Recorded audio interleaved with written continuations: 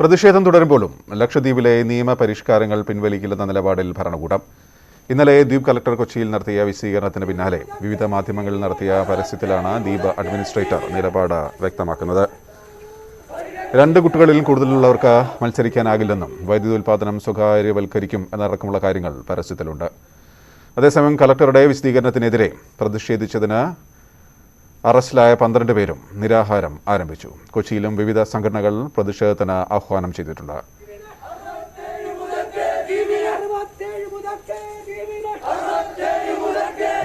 Dani പോളാണ് ചേരുന്നത്. Dani, സങ്കീർണമായിക്കൊണ്ടിരിക്കുകയാണ് കാര്യങ്ങൾ. പ്രതിഷേധം തുടരുന്നു, അപ്പോഴും നടപടികളുമായി മുന്നോട്ട് പോകുമെന്ന് ഭരണകൂടം അറിയിക്കുകയും ചെയ്യുന്നു. എങ്ങനെയൊക്കെയാണ് കാര്യങ്ങൾ?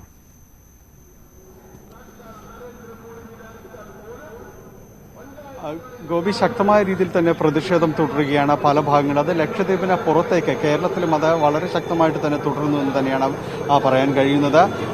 ലക്ഷദ്വീപിൽ ഇന്നലെ അറസ്റ്റ് ചെയ്ത അവിടെ പ്രതിഷേധങ്ങൾക്കെതിരെ ശക്തമായ നടപടിയാണ് ദ്വീപ് ഭരണകൂടം സ്വീകരിക്കുന്നതെന്നാണ് മനസ്സിലാക്കാൻ സാധിക്കുന്നത്.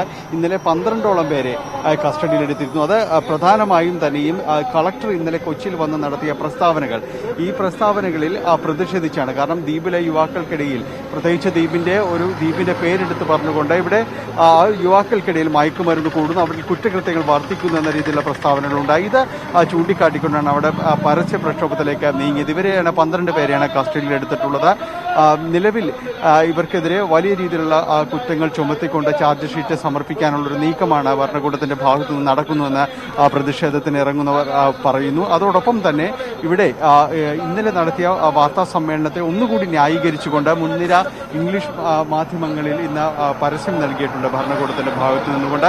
അതായത് ഈ പരിഷ്കാരങ്ങളുമായി മുന്നോട്ട് പോകുന്നു, യാതൊരു രീതിയിലുള്ള വിട്ടുവീഴ്ചയ്ക്കും തയ്യാറല്ല എന്ന് ചൂണ്ടിക്കാണിച്ചുകൊണ്ടാണ് ഈ പരസ്യത്തിന്റെ അതിന്റെ ഒരു സാങ്കത്യം മനസ്സിലാക്കാൻ സാധിക്കുന്നത്.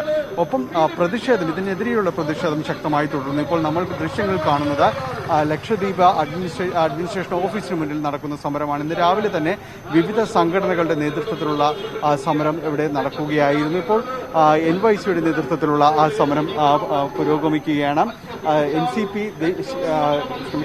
സംസ്ഥാന പ്രസിഡന്റ് PC ചാക്കോ ഉദ്ഘാടനം ചെയ്തുകൊണ്ട് സംസാരിക്കുന്ന ദൃശ്യങ്ങളാണ് നമുക്ക് കാണാൻ കഴിയുന്നത്. അതിനുശേഷം ഇപ്പോൾ കോൺഗ്രസിന്റെ നേതൃത്വത്തിൽ MP-മാരുടെ അടക്കമുള്ള ഒരു പ്രതിനിധി സംഘം വന്നിട്ട് ഇവിടെ അഡ്മിനിസ്ട്രേഷൻ ഓഫീസിൽ നിവേദനം സമർപ്പിക്കുമെന്ന് അറിയാൻ കഴിയുന്നു. ഈ രീതിയിലുള്ള ഒരു പ്രതിഷേധത്തിന്റെ ദൃശ്യങ്ങൾ സംസ്ഥാനത്തിന്റെ പല ഭാഗങ്ങളിലുമുണ്ട്. അതിൽ എറണാകുളത്തും വിവിധയിടങ്ങളിൽ അത്തരം പ്രതിഷേധ പരിപാടികൾ നടന്നു വരികയാണ്.